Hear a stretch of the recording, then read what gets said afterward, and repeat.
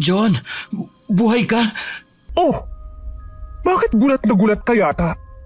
Hindi ba dapat masaya kang makita ako? Dahil magkakasama na tayong muli. Masaya naman.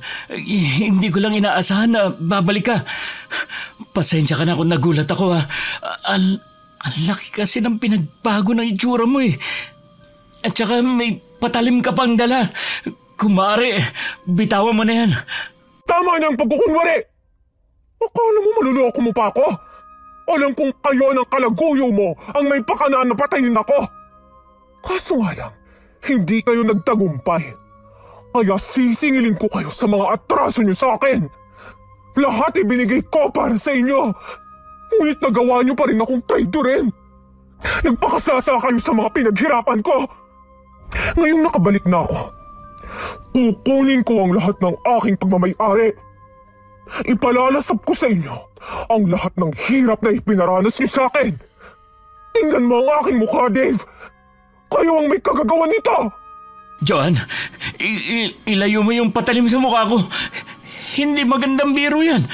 Hindi naman ako nagbibiro eh. Sisirain ko rin ang mukha mo. Mas maganda kung dudukutin ko ang iyong mga mata.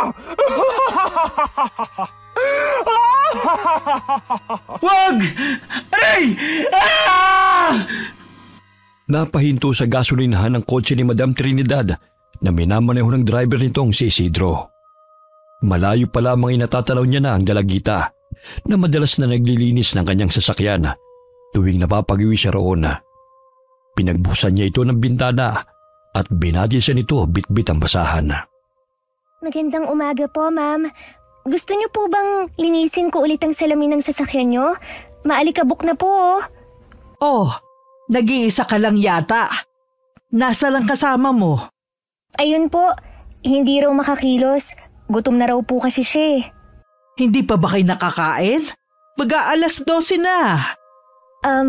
Isang pirasong pandesal lang po kasi ang almusal namin. Hindi pa po kasi nakabenta ng kalakal. Oh, heto. May sandwich ako rito. Sa inyo na. Matagal ko na rin kayo nakikita sa lugar na to eh. Hindi ba kayo nag-aaral?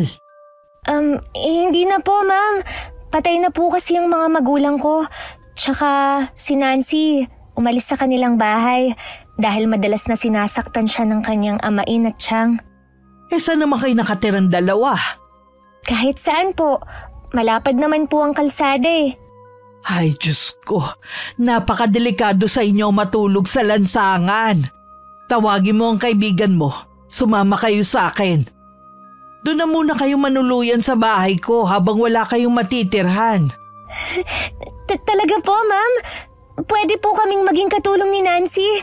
Maglilinis po kami ng bahay niyo, maglalaba, at kahit ano pong ipag-uutos niyo susundin namin. O siya, tawagin mo na yung kaibigan mo para makakain na kayo at sumama sa akin. Sige po, maraming salamat po talaga, ma'am. Gagawin po namin ang makakaya namin para masuklian ang kabutihan niyo. Sandali lang po tatawagin ko lang ang pinsan ko. Maluhaluhang tinatanong ni Madam Trinidad si Joan habang tumatakbo palayo.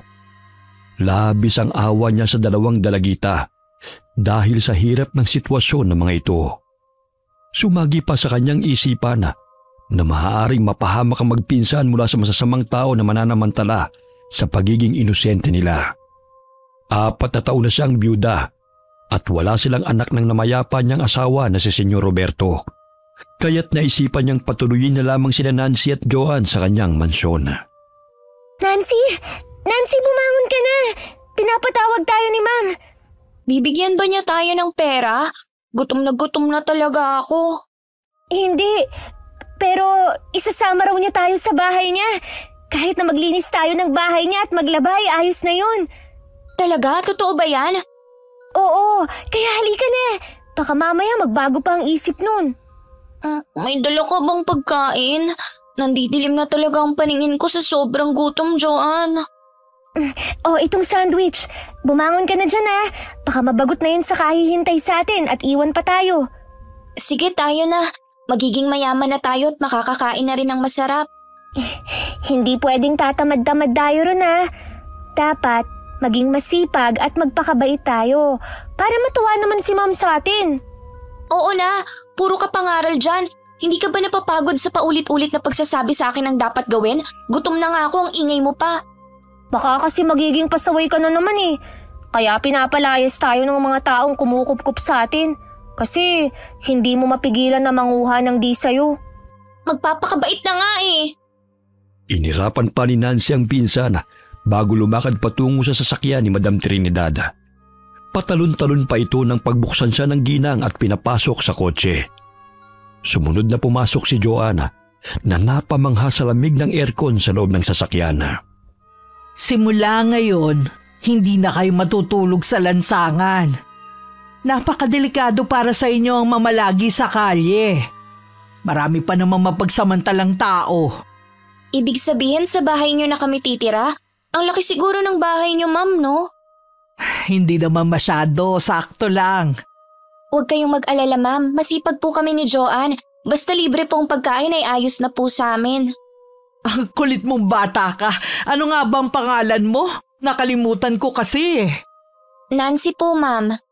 Ah, Nancy. Huwag kang mag-alala. Makakakain na kayo ni Joanne ng maayos at hindi na kayo magugutom pang muli. Salamat naman po kung ganon. Hindi na po kami magkakalkal sa basurahan para maghanap ng pagpag. Madalas po kasi sumasakit ang tiyan namin dahil panis na po ang pagkain na nakukuha namin eh. Kaso nga lang, kailangan naming pagtiisan yun kasi wala naman po kaming pambili ng maayos na pagkain. Basta mabait kayo, welcome kayo sa bahay ko. Manirahan kayo hanggat gusto nyo. Basta ayoko ng pasaway at nangunguhan ng gamit na hindi nagpapaalam, ha? Masusunod po yan, ma'am. Mabait po kami ni Joanne. Mami na lang ang itawag nyo sa akin. Tutal parang nanay nyo na rin naman ako eh. Totoo po ba? Sige po, ma'am. Mami. Ayan ang gandang pakinggan. Huwag na kayong mahiya mga bata ha. Tahimik na napangiti lamang si Joanna habang kumakain ng sandwich. Umiiral ang pagiging madaldal ni Nancy kapag kaharap ang mga tao na maaari niyang mahingan ng pera. Binilhan sila ng damit ng ginang at pinakain sa fast food. Pagdating nila sa mansyon, humanga ang dalawa sa laki ng bahay. Nakakabingi ang katahimikan sa loob ng mansyon. Sinalubong sila ng katulong na si Mimi na asawa ni Mang Isidro. Simula ngayon dito na kayo titira. Ihahatid kayo ni Mimi sa inyong silid para makapaglinis na kayo ng katawan. Wow! Ang laki po ng bahay niyo, ma'am. Parang simbahan. Oo nga po. Tsaka nakakatakot hawakan ng mga gamit. Baka mabasag. Nakakatuwa talaga kayong mga bata. O siya, sumunod na kayo kay Mimi para maituro na niya ang silid niyo. Naging masipag ang magpinsan sa pagtatrabaho sa mansyon. Tinutulungan nila si Mimi sa paglilinis at paglalaba. Bagamat paminsan ay umiiral ang katamaran ni Nancy sapagkat madalas siyang nahuhuli ni Joanne na natutulog katabi ng mga labahin. Upang hindi mapagalitan ay siya nang gumagawa noon imbis na ang pinsana. Pinag-aral sila ni Madam Trinidad at itinuring na anak. Batid ng ginang na may pagkapasaway si Nancy dahil madalas itong nakikipag-away sa mga kaklase nito. Salungat kay Joanna na pursigido sa pag-aaral at nangunguna sa klase.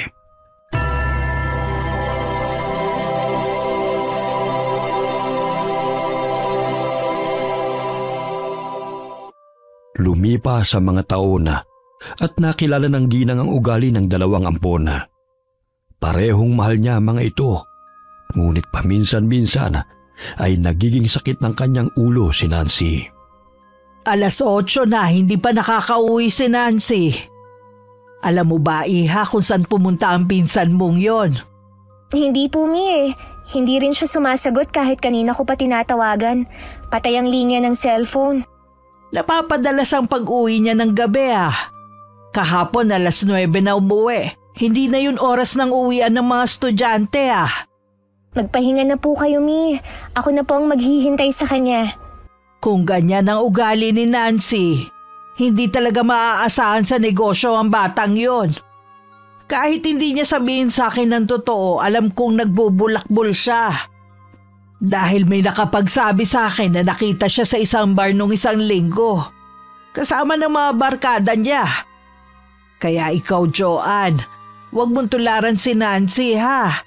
Walang patutunguhan ng buhay niyo kung malululong kayo sa bisyo. Opo, Mi. Sasabihan ko po siya pagdating niya. Hindi pa man nakakapasok sa kanyang silid si Madam Trinidad ay dumating na si Nancy. Nalalanghap nito ang amoy alak na hininga ng dalaga. Uminom ka na naman. Di ba sabi ko na sa'yo na iwasan mo na ang pag-inom ng alak?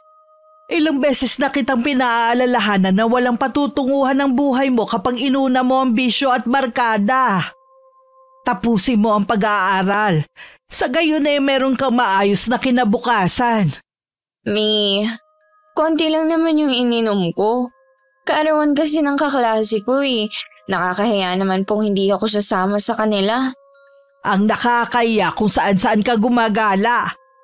Kababae mong tao, ginagabi ka sa pag-uwi kasama ang mga barkada mo.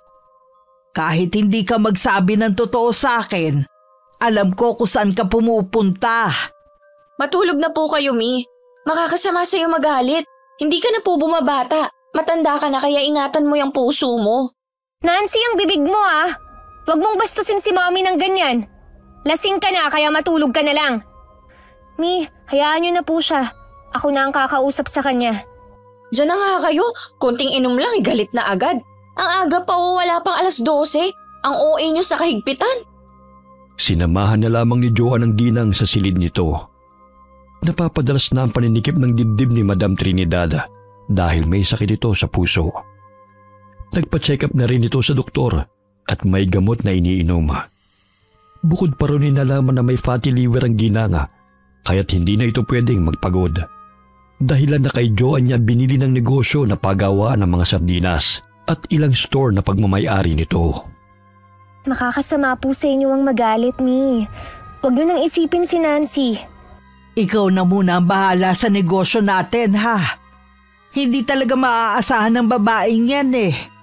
Imbes na tumulong sa atin, puro pagbubulakbol ang inaatupag. Matanda na ako, Joanne, at sa'yo ko ipapaubaya ang negosyo na pinaghirapan namin mag-asawa. Ayoko namang mapabayaan na lang yon at ipagkatiwala kahit kanino. Huwag po kayong mag-alala, Mi. Isang taon na lang makakagraduate na ako sa aking kurso na business management. Makakapag-focus na rin ako sa negosyo. Pinapangako ko sa inyo na gagawin ko ang lahat ng best ko para maging proud po kayo sa akin. Mahal na mahal ko po kayo, Mi. Mahal ko kayong dalawa ni Nancy. Kaya madalas ko siyang napagsasabihan. Sana ang mindset niya katulad ng sayo.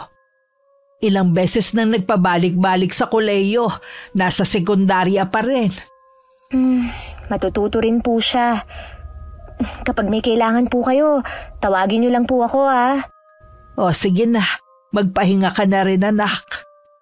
Napabuntong hininga na lamang si Madam Trinidad habang tinatanaw ang papalabas na si Joanna. Magkaduguma ng dalawang ampona, ngunit magkaiba ang ugali ng mga ito. Naging matigas ang ulo ni Nancy at naging palasagot na rin ito sa kanya. Hindi kagaya ni Joanne na masunurin, masipag sa pag-aaral at tumutulong sa pamamalakad sa negosyo. Buti gising ka pa. Kumain ka na ba? Alam mo, Joanne, kung gusto mo akong pangaralan, pwede ba ipagpabukas mo na? Nakakarindi na kasi ang boses mo eh. Paulit-ulit na lang. Isa pa, mas matanda ako ng 2 taon sa'yo kaya hindi ko na kailangan pakinggan ng mga magic words mo, no? Yun na nga 2 taon kang mas matanda sa akin. Kaya dapat, ikaw ang mas responsable at nakakaalam ng tama at mali. Mahiya ka naman, Nancy. Kinupkup na nga tayo at pinaaral ni Mommy Trinidad kahit na hindi niya tayo kaano-ano Dapat nating suklian ang lahat ng ginawa niyang kabutihan sa atin. Alam mo, Joanne, hindi ako santa kagaya mo. Wala namang masama na mag-aliw pa minsan-minsan. Ang boring kaya dito sa bahay, lalo na hindi ko pinangarap na tumira sa kumbento, no? Alam mo, Nancy, sumusobra ka na talaga ha. Yan na ba ang natututunan mo sa iyong mga barkada, ha? Alalahanin mo, kinupkup tayo ni Mami Trinidad para pag-aralin. Para mapabuti ang kinabukasan natin at hindi tayo pag-alagala sa lansangan. Baka gusto mong pulutin uli sa kalye kung patuloy kang ganyan, ha? Para mo din malaman, Joanne, bida-bida ka. Ikaw na lang ang palaging magaling, matalino at dapat tularan. E di ikaw na nagmamay-ari ng corona na perfect person. Matulog ka na nga, ang ingay-ingay mo eh. Ang sakin lang kasi, suklian natin ng mabuti ang lahat ng pagmamahal at sakripisyo ni Mami sa atin. Hindi yung sakit ng ulo ang ibibigay mo. Puro kalakwatsi. Tama na yung 1 o 2 beses na pinagtatakpan kita. Pero hindi pwedeng palagi na lang. Eh di isumbong mo. Palibhasa, umiiral na naman yung pagkasipsip mo. Tumahimik na lamang si Joanne na lumabas ng silid ng pinsana. Malaki ang pinagbago ng ugali ni Nancy mula nang mapasama sa kanyang mga barkada. Noon tamad lamang sa gawaing bahay. Ngunit kalaunan ay naging palaway at mainitin ang ulo kapag sinisita sa maling ginagawa nito. Nakapagtapos sa kolehiyo si Joanne sa kursong Business Management. Kaya't labis ang tuwa ni Madam Trinidad nang parangalan ng dalaga bilang cum laude. Bagamat nakaismid si Nancy nang marinig na pinagmamalaki na naman ng ginang sa mga amiga nito ang tagumpay ni Joanna. Nag-celebrate sila sa mansyon kasamang malalapit nilang mga kaibigan. O diba? Ikaw na talaga ang matalino girl at paborito. E di ikaw nang pinagpala. Tigil-tigilan mo nga ako sa kagaganyan mo, ha? Kung inuna mo ang pag-aaral kaysa pagka-cutting classes, sana sabay tayong nakagraduate ngayon. Kaya pagbutihan mo ang pag-aaral mo para makagraduate ka na. Nakakatamad ng mag-aral eh, sasabog ng utak ko. Hindi pa pumapasok sa isip ko yung mga lessons. Palibhasa, alak ang palagi mong iniisip. Paminsan-minsan na nga lang eh. Hindi lahat nabibigyan ng pagkakataon na makapag-aral. Ang swerte nga natin dahil nakilala natin si Mami eh. Dahil kung hindi, sigurado akong naghihirap pa rin tayo hanggang ngayon. Tama na nga yan, ipapakilala ko sa iyo mga kaibigan ko. Inimbitahan ko sila. Sayang naman ang handa kung wala namang gaanong tao. Ayan na sila, girl. Hi, girls. Siya ba yung pinsan mo, Nancy? Oo, siya nga pala, girl. Si Dave, kaibigan ko. Dave, si Joanne, pinsan ko. Nice to meet you, Joanne. Tama nga sinabi ni Nancy na matalino ka. Hindi lang yun, maganda pa. Salamat. Kumain na kayo. Wala naman talaga akong bisita bukod sa 2 kong kaibigan eh. Paano ka makakabisita? Hindi ka naman friendly. Puro mga trabahador sa pagawaan ng sardinas sa mga nakakasalamuha mo. Kulang na nga lang, maging sirena ka na sa madalas mong nandun sa pabrik eh. Grabe ka naman. Okay na ako kahit sina Sheena at Lady lang ang kaibigan ko, no? Ang importante, totoo sila. Kesa naman marami, pero fake friends naman. Lumalabas na naman ang katarayan mo, Nancy, ha? Party to ng pinsan mo, kaya huwag mo namang awayin. Ganun lang talaga kami ng pinsan ko kung mag-usap. Para bang magsasabunutan, pero we love each other. Pakagat-labi pa nitong tinitigan ng matalim si Dave. Kaya't hindi naging komportable si Joanne sa tinginan ng dalawa. Minabuti niyang puntahan ang mga kaibigan. May iwan ko na muna kayo, ha? Pupuntahan ko lang sina Lady at Sheena. Hindi na mga bata ang mga yun, kaya na nilang kumain. Tsaka ayaw mo bang makilala ng lubusan si Dave? Lalo na't wala ka pa talaga naging boyfriend, girl. Naku, mamaya, langawin ka na. Hindi ko pa priority ang mag-boyfriend, no? Ang dami ko pang mga plano sa buhay eh. Sinasabi mo lang yan dahil wala pang nanliligaw sa'yo. Itong si Dave, nasisiguro kung magugustuhan mo siya. Mabait at gwapo. Nako, Nancy. Kung pinagsawaan mo lang naman, wag na, no? Ang lagkit ng titigan nyo kani-kanina lang eh. Magkaibigan lang kami, no? Hindi siyang tipo kong lalaki. Mas bagay kayong dalawa. Muntik nang masamid habang umiinom ng juice si Dave nang marinig ang sinabi ni Nancy. Animoy pinagtutulakan siya nito kay Joanna na nooy halatang nahihiya na rin sa ginagawa ng pinsan. Ano ka ba, Nancy? Pwede bang tumigil ka na? Pinagtitinginan na tayo ng mga bisita, oh. Hayaan mo sila. Iba naman ang agenda ni na Mami eh. Paminsan-minsan, lumandi ka rin kasi. Hindi yung palagi ka na lang seryoso. Di sana magmadre ka na lang kung ayaw mong ligawan. Lukaret ka talaga. Maging ang kaibigan mo, nahihiya na rin sa pinaggagawa mo eh. Hayaan mo siya, sanay na yan sa akin. Isa pa, mga walang yaya mga kaibigan ko, no? Ay, ewan ko sa'yo, Nancy. Tuluyan nang umalis si Joanne sa kinaroroonan ng pinsana sapagkat hindi na siya komportable sa panunukso nito sa kanya kay Dave. Natapos ang selebrasyon ng 10:00 ng gabi at nagsiuwian na rin ang mga bisita. Bagamat ang gabing yun ay simula ng pagpaparamdam ng binata kay Joanna hanggang sa araw-araw na itong bumibisita sa mansyon. Nahihiya may mas binabuti ng dalaga na kausapin na lamang ang binata. Dave, ikaw pala. Nakaalis na si Nancy eh. Pumasok na sa eskwela. Hindi naman siya ang pakay ko rito eh, kundi ikaw. Pwede ba kitang yayaing lumabas? Ha? Pasensya na ah. May pupuntahan pa kasi ako eh. May kailangan pa akong asikasuhin sa store. Ganun ba? Gusto mo, samahan na kita. Naku, hindi na. Kaya ko naman ng sarili ko eh. Isa pa, nandyan naman si Mang Isidro. Wala naman akong gagawin eh. Sa pagkakaalam ko, malayo ang store nyo rito. Bago ko makalimutan, ito palang bulaklak para sa'yo, Joanne. Salamat. Nag-abala ka pa talaga. Joanne, pwede ba kitang maging kaibigan? Nakakahiya man sabihin pero gusto kasi kitang makilala ng lubusan eh. Kung ano-ano siguro ang pinagkikwento ng pinsan ko sa'yo tungkol sa akin oh. Pasensya ka na kagabi ah. Baliw lang talaga si Nancy. Kaya kung ano-ano na lang ang lumalabas sa bibig nun. Ako talaga nagkusa na puntahan ka. Kung pwede lang naman na maging kaibigan mo. Hindi kita mamadaliin. Pero pwede bang sa ngayon maging driver mo muna ako? Sige na nga. Ang kulit mo rin eh. Yun! Tara na! Ay teka, sabihan ko na lang si Mang Isidro para makapagpahinga na rin muna siya rito. Kinuha ni Dave ang cellphone sa kanyang bulsa nang marinig niyang tumutunog ito. Nakita niyang tumatawag si Nancy, kaya agad niya itong sinagot. Hello, Nancy. Nandito na ako sa bahay niyo. Sinundo ko na si Joanne. Mabuti at pumayag. Mabuti naman kung ganon. Sinabi ko nang marupok din yung pinsan ko eh. Mabait naman yan, kaya kilalanin mo ng lubusan. Gumala kayo para makuha mo ang loob niya.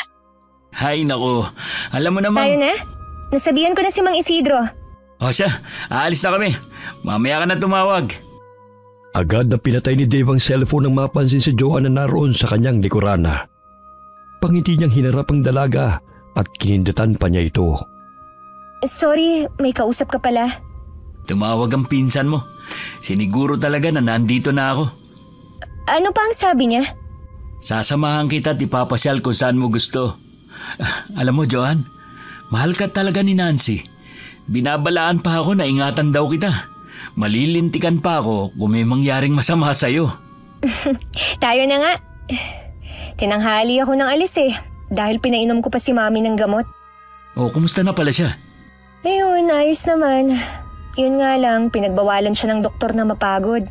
Kaya hindi na siya pumupunta sa pabrika. Paminsan-minsan na lang siya bumibisita sa mga store namin. Kaya, eto, busy ako. Sa'yo na talaga pinagkatiwala ni Madam ang negosyo niyo, ha? Hindi lang naman sa akin eh. Pati na rin kay Nancy. Kaso nga lang, lukarit ang babaeng yan. Ayaw pumunta sa pabrika dahil tutubuan daw siya ng kaliskis dun. Paano ba naman kasi? Pinalilibutan siya ng sardinas dun. Nakakatawa ka rin palang kausap, Joanne. Akala ko seryosong tao ka eh. Hindi no. May kalokohan din namang nalalaman. Lalo na kung kaming mag-usap ni Nancy. Naku, parang nag-aaway palagi. Pero normal na sa aming dalawa yun. Mula pa pagkabata magkasama na kami. Kwento niya sa akin ang buhay niyo. Humanga nga ako sa inyong dalawa eh. Lalo na sa'yo, Joanne.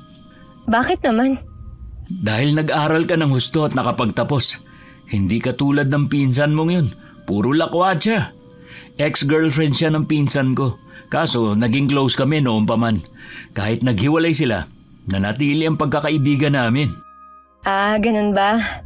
Hindi ko na maalala kung sinong boyfriend niya ang tinutukoy mo. Ang dami rin kasi niyang pinakilala sa akin eh. Nakalimutan ko na nga ang mga itsura ng mga ex niya. Habang tinatahak nila ang daan patungo sa store, ay patuloy silang nag-uusap.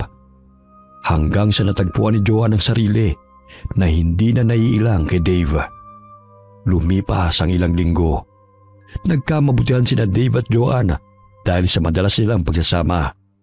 Hanggang sa nanligaw ang binata sa dalaga at sinagot niya ito.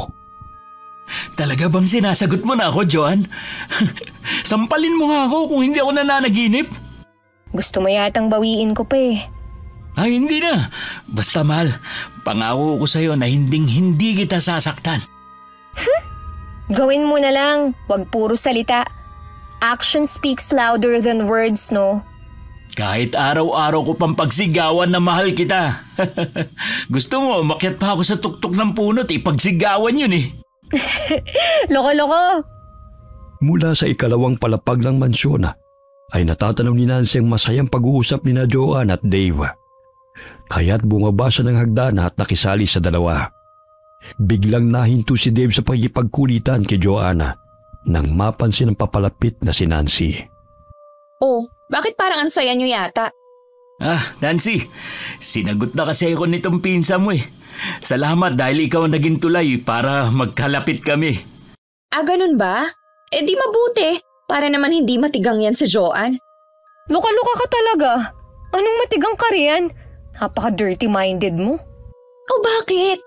Diyan naman kayo papunta Isa pa, huwag ka ng pa-inosente effect, girl. Sa panahon ngayon, hindi na uso yan. Namiss ko ng mag-night out. Labas naman tayo, girl. Anong night out? Usapan natin, kapag nakagraduate ka na, ako mismo ang manlilibre sa'yo sa night out. Sa ngayon, mag-focus ka muna sa pag-aaral. Ang pag-aaral, hindi talaga para sa akin eh. Huminto na lang kaya ako. At ano naman ang gagawin mo, Aber? Ayaw mo nga rin magtrabaho sa pabrik eh, dahil nalalansahan ka sa mga sardinas. Tapos kahit magbantay ng store, ang bilis mong mabagot. Natahimik na lamang si Nancy. Ilang sandali umalingaw-ngaw sa loob ng mansyon ng malakas na sigaw ng katulong na si Mimi na nagmumula sa silid ni Madam Trinidad. Kaya't dali-dali nilang tinungo yun upang tukuyin kung ano nangyayari. Sumambulat sa kanila ang umiiyak na katulong at nakahandusay na si Madam Trinidad. Hawak-hawak nito ang dibdib dahil inatake ito ng stroke. Dali-dali silang tumawag ng ambulansya dahil pangalawang pagkakataon ng na-stroke ang ginanga.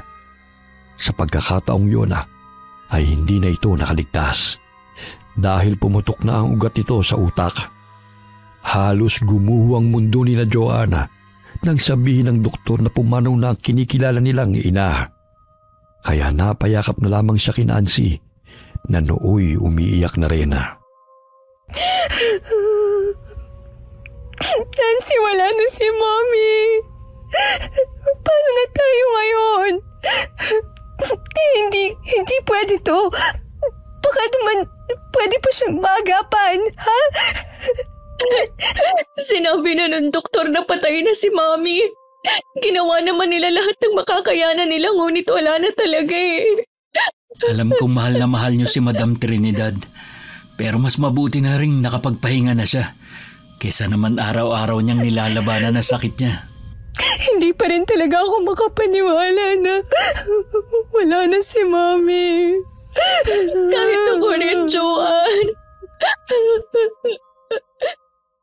Binuro lang labi ni Madam Trinidad sa mansyon. Araw-araw na umiiyak si Joanne dahil sa pagdadalamhati. Dinamayan sila ni Dave sa kanilang pagluluksa sa pagpanaw ng kinikilala nilang ina.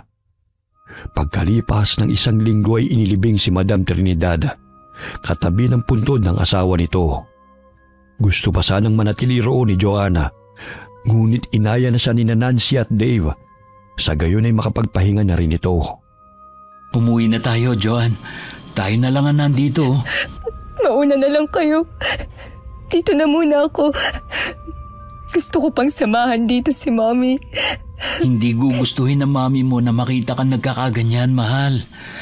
Magpahinga ka rin. Simula nang mamatay si Madam, wala kang maayos na tulog at palagi ka na lang nagpupuyat. Mamaya ikaw naman magkasakit niyan. Umuwi na tayo, Joanne. Dumidilim na oh. Baka maabutan pa tayo ng ulan dito. Oo nga, tumahan ka na dahil ayaw din ng mami niyo na umiiyak kayo. Hanggang dito na lang talaga ang buhay niya. Joanne, dahil wala na si Mami, paano na yung mga naiwan niya? May pinagkatiwalaan siyang abogado. Wala din akong ideya sa bagay na yun eh. Isa pa, kalilibing lang ni Mami. Kaya kung maaari, huwag na muna nating pag-usapan ng bagay na yan.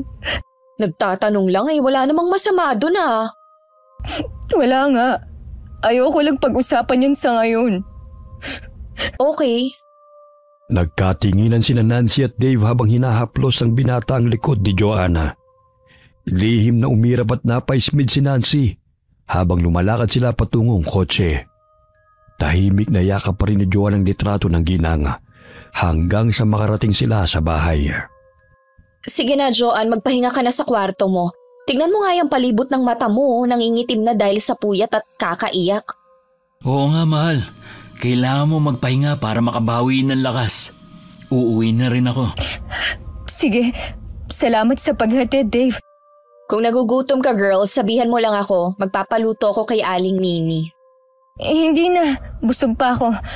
Magpapahinga na lang ako sa kwarto. Inihatid ng tingin ni Nancy ang pinsan habang paakyat ito ng hagdana. Ilang sandali na baling ang pansin ito kay Dave na nooy malagkit na nakatitig sa kanya. Oh, bakit ganyan ka kung makatingin? Akala ko ba uuwi ka na? Hanggang kailan ba tayo magiging ganito, Nancy? Namimiss na kita. Gusto na kita makasama. Hanggat hindi ko pa nakukuha ang aking mamanahin, konting tiis na lang at magkakasama na tayo. Kailangan mong dumikit kay Joanne para magkapera. Isa pa, maaari mo siyang manipulahin dahil ang taong matalino nagiging bulag sa pag-ibig. Wala na kasi yung tiwala sa akin pagdating sa pera, kaya ikaw ang gagawa ng paraan para malaki ang makukuha nating yaman. Nancy, nakukonsensya na ako eh. Ang bait ng pinsan mo para lukuhin natin siya ng ganito. Nakukonsensya ka o nahuhulog na ang loob mo sa kanya? Usapan natin, bawal kang ma-fall sa kanya. Pera-pera lang to, Dave. Gawin mo lang ang trabaho mo. Ikaw ang kailangan ko, Nancy. Miss na kita. Okay, pagbibigyan kita mamaya. Sa dating tagpuan at parehong oras. Hihintayin kita dun. Alam mo namang ikaw lang ang nagpapasaya sa akin eh.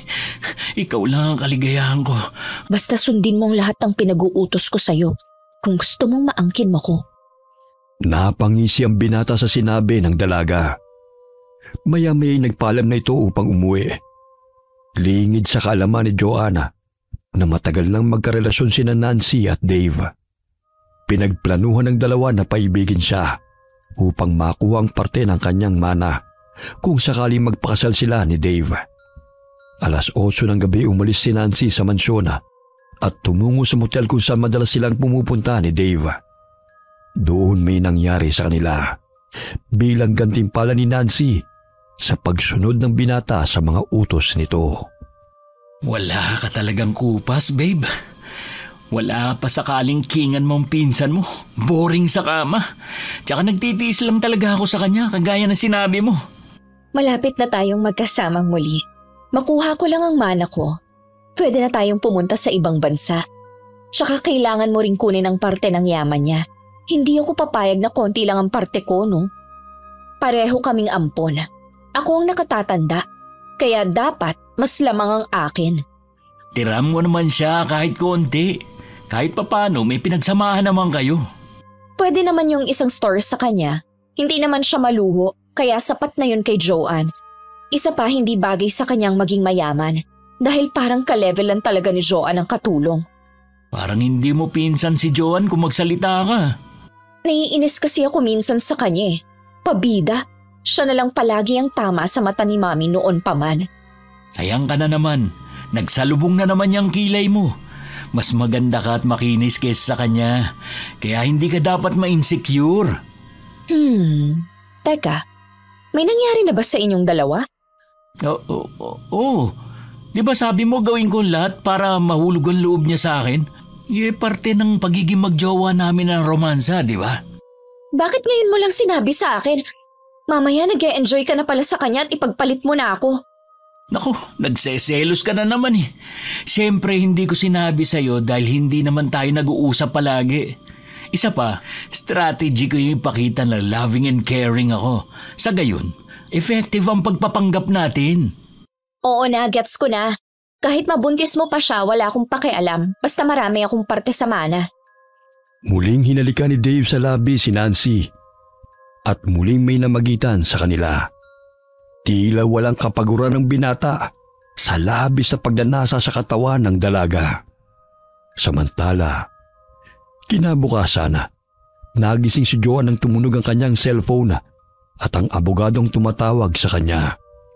Sinabi ni Atty. Cruz na gusto nitong makausap ang magpinsan tungkol sa last will ni Madam Trinidad. Kaya't agad siyang bumangon at tumungo sa kwarto ni Nancy. Bagamat nagtaka siya kung saan naman ito pumunta, kaya tinawagan niya ang pinsan. Hello, Nancy. Nasaan ka? Pupunta raw rito ngayon si Atty. Cruz. May sasabihin siyang importante. Pinuntahan ko lang ang kaibigan ko. Sige, uuwi na rin ako. Maya-maya nandito na si attorney. Hihintayin ka na lang namin. Okay, bye. Oh, saan ka pupunta? Minsan lang tayo magkasama, aalis ka na agad. Kailangan kong umalis dahil pupunta ang abogado sa bahay. Babasahin ang last will and testament ni Mommy. Excited na akong makuha ang mamanahin ko. Sinabi ko na sa kanya dati na sa akin ang mansyon. Talaga? O siya, hatid na kita ron. Tanga ka ba? Hindi ka pwedeng pumunta sa bahay ngayon, no? Mamaya pag hinalaan pa tayo. O di kaya may makakita sa atin. Agad na umalis ng motel si Nancy sakay ng taxi. Malalim na buntong hininga ang kanyang pinakawalan nang bumaba ng sasakyan na may malapad ng ngiti sa kanyang labi. Mapapasakin ang mansyong ito at ang pera na naiwan ni Mommy Trinidad. Magagawa ko ng lahat ng gusto ko at hindi ko na kailangan pang mag-aral. Nandiyan na pala si Nancy, attorney. Late na ba ako? Hindi pa naman. Pinagmerienda ko na lang si attorney habang hinihintay ka namin.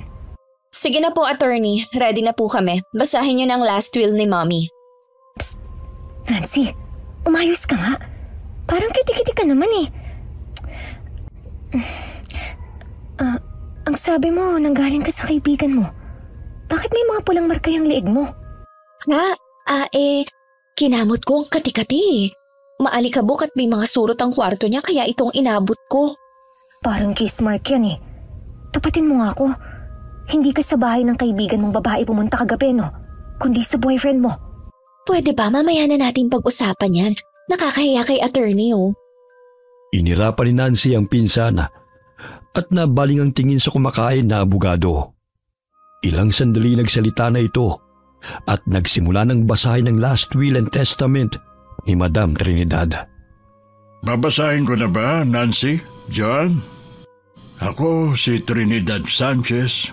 Nagdedeklara na ito ang aking huling habilin at testamento. Kailangan na magtulungan sina Nancy at Joan sa pamamalakad ng cannery sa gayon pantay ang hatian sa kita. Kailangan makapagtrabaho ni Nancy sa pabrika ng 1 taon upang matutunan niya kung paano ang pamamalakad sa cannery, maging sa mga store bago makuha ang kanyang parte sa mana.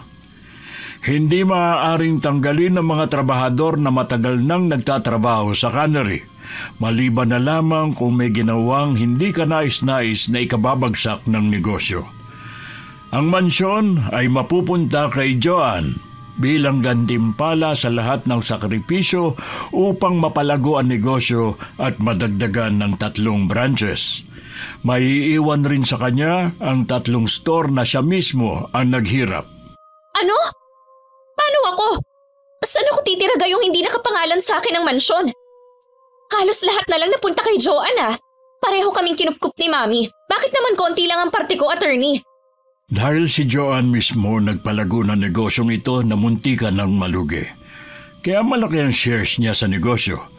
Maaari rin lumaki ang shares mo. Yun ay kung paghihirapan mo. Paano kung hindi ako makapagtrabaho sa pabrika? Ang lansa doon at ayoko nakikipaghalubilo sa mga trabahador.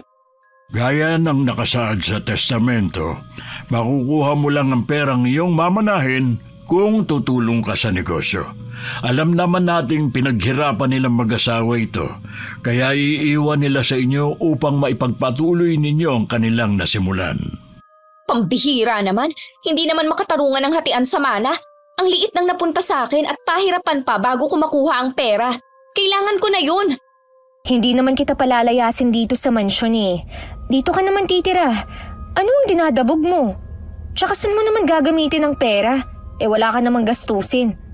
Wala ka namang problema sa bayarin mo sa eskwelahan ah. Anong wala? May paggagamitan ako. Isa pa, party ko yun sa mana kaya ibigay nyo na sa akin. Oh, bibigyan naman kita ng monthly allowance ah. Basta hindi mo makukuha ng buo ang pera mo kapag hindi ka pa tapos sa pag-aaral. Sana maintindihan mo ang ibig sabihin ni Mommy. Kuyumang kamaong tumakbo patungong kwarto si Nancy dahil hindi matanggap ang nakasaad sa testamento. Pagpasensyahan niyo na po ang pinsan kong yun, attorney. Maya-maya magiging okay din yun. Nasabi sa akin ni Trinidad na hindi maaasahan sa pera yang si Nancy. Kaya gusto niyang matutoy ang pinsan mo. Nang sa ganon, hindi masayang ang lahat ng pinaghirapan niyo. Gusto lang ni Mommy na bigyan siya ng leksyon dahil puro pambubulak-bulang inaatupag imbis na tumulong sa negosyo. Ay sige, aalis na ako. Salamat sa masarap na merienda, ha? Salamat din po, attorney. Halos magwala sa loob ng kwarto si Nancy. Subalit pilit niyang pinapakalma ang sarili habang nakaharap sa salamin. Makukuha ko rin ang yaman na para sa akin. Hindi pwedeng si Joanne lang ang aangkin sa pagmamay-ari na iniwan sa amin ni Mommy. Kailangan namang wala sa landas ko si Joanne. Kung ayaw niyang ibigay ang dapat ay para sa akin. Tama lang palang plano kong palapitin si Dave sa kanya para mapadali kong malimas ang pera na meron siya. Napahinto sa pag-iisip si Nancy nang may marinig siyang katok sa pintuan. Natidinig niya ang tinig ni Joanna, ngunit mas pinili niyang manahimik at humiga sa kama. Ilang araw ding hindi kinibo ni Nancy ang pinsan dahil sa labis na pagtatampo. Kaya't si Joanna mismo ang kumausap sa kanya upang sila'y magkaayos. Nancy, kahit sa akin hinabili ng mansyon, hindi naman ibig sabihin nun na hindi ka na rito titira. Dito na tayo lumaki at dito na rin tayo tatanda. Pasensya ka na kung nagtampo ako ha. Hindi ko lang kasi matanggap na halos lahat na lang ay iniwan sa'yo. Samantalang ako, kailangan ko pang pagtrabahuhan bago makuha ang mana ko. Nancy naman, alam mo noon pa man na nagtatrabaho na ako sa cannery, di ba? Sinasabay ko sa pag-aaral ko. Minsan nga naiinggit na ako sa'yo eh. Dahil nagagawa mo ang lahat ng gusto mo. Samantalang ako, subsob sa pag-aaral at trabaho. Ayokong umabot tayo sa ganito. Na hindi nagpapansinan dahil lang sa mana. Kamamatay lang ni Mommy tapos nag-aaway na tayo. Sorry kung nagtampo ako sa'yo ah. Niyakap ni Joanne ang pinsana dahil ito na lamang natitira niyang pamilya at hindi niya gustong pag-awayan nila ang pera. Ilang sandali pa'y dumating si Dave at nadatnan sila sa ganong ayos, kaya't kumawala sila sa isa't isa mula sa pagkakayakap. Hinatid siya ni Dave sa pabrika, ngunit lingid sa kanyang kaalaman na may masamang plano na namang namumuo sa isipan ni Nancy. Kinagabihan, alas 9 na ng gabi nang nakauwi sina Joanne at Dave. Nagulat siya nang biglang may humarang ng mga kalalakihan sa kanilang daraanan. Dave, may mga tao. Ano kayang kailangan nila sa atin? Mga armado sila. Tatawag ako ng pulis. Mukhang nasa panganib tayo. Nabitiwan ni Joanne ang cellphone nang biglang pukpukin ng lalaki ang salamin ng kotse gamit ang baril. Nagkataon na walang dumadaan sa lugar na yun, kaya't palakas ang kabog ng dibdib ng dalaga. Hindi sila makadaan dahil ang kotse ng mga ito'y nakaharang at pilit silang pinabababa sa sasakyan. Bumaba na kayo! Baba! Mukhang marami tayong makukuha sa kanila tol. Ano bang kailangan niyo sa amin? Bitawan niyo kami! Pakiusap! Huwag niyo kaming saktan! Kunin niyo na ang lahat ng gusto niyong kunin! Basta't pakawalan niyo lang kami! Abay, ang gandang babae nito Hoy! Layuan mo si John! Kung ayaw ko, anong gagawin mo? Gusto mo ba ngayon palang ipasabugin ko na yung utak mo, ha? Pakiusap! Ilayo mo yung baril kay Dave! Baka mamaya makalapit mo yan! May pera sa bag ko! Kunin niyo na po, Manong! Maawa na po kayo sa amin! Mukhang mayaman kayo Hindi sapat ang perang ito para pakawalan kayo. Mga kasama, ipasok niyo sila sa kotse. Mukhang tiba-tibang natsempuhan natin ngayon Saan niyo kami dadalhin? Pakiusap! Maawa na po kayo sa amin! Huwag niyo po kaming sasaktan! Kumagulgol ang dalaga sa pagmamakaawa dahil binubugbog ng dalawang kalalakihan si Dave. 4 na kataong humarang sa kanila at tinutukan ng barel ang kanilang ulo. Huwag na kayong pumalag pa. Hala, pasok sa kotse! Mga kasama, kayo nang bala sa kotse ng mga yan. Saan niyo po kami dadalhin? Manong pag-usapan na lang natin to. Sige na, pakawalan mo na kami. Huwag mo akong daanin sa pagmamakaawa dahil hindi na ako maaawa sa'yo. Sapagkat ang gusto ko'y limpak-limpak na salapi. Dave! Dave, may sugat ka! Ayos lang ako, mahal. Ikaw, nasugatan ka ba? Hindi. Pero ikaw, mukhang malalim ang sugat mo sa noo Ang sweet nyo naman magjowa. Ay, ako hindi ako pinalad na magkaroon ng malambing na nobya Pangit na nga, manloloko pa. Kaya yun, pinasabog ko ang bungo niya para hindi naman pakinabangan ng iba. Manong, alam kong may kabutihan pang natitira dyan sa puso mo. Sige na, pakawalan mo na kami. Kabutihan? Wala ako niyan, Neng. Kaya nga dinuot ko kayo dahil hindi na uso sa akin yan.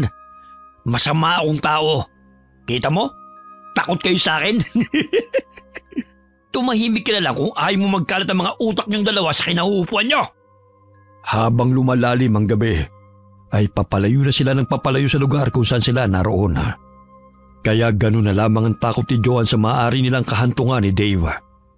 Nanghihina na rin ang binata dahil sa pambubugbog ng mga lalaking dumukot sa kanila. Ilang sandali pa'y napahinto sila sa isang lumang gusali. Kinaladkad sila ng mga lalaki papasok sa madilim na lugar na yon. Aray!